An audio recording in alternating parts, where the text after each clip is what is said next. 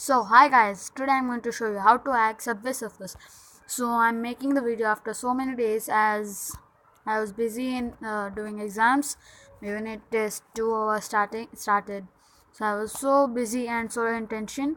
So let's start it. First we need to go to Google or other web browser and we should type Subway Surfers. Not the first Surfers mod apk.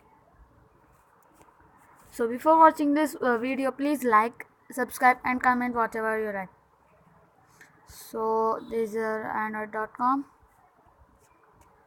One second.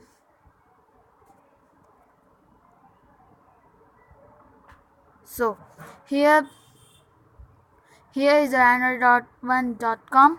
As you can see here, the first, not say first, the second. As you can see here, we should press the android1.com and download it.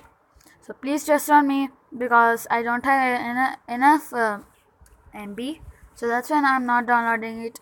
But it will really be hacked. So please, thank you guys for watching us.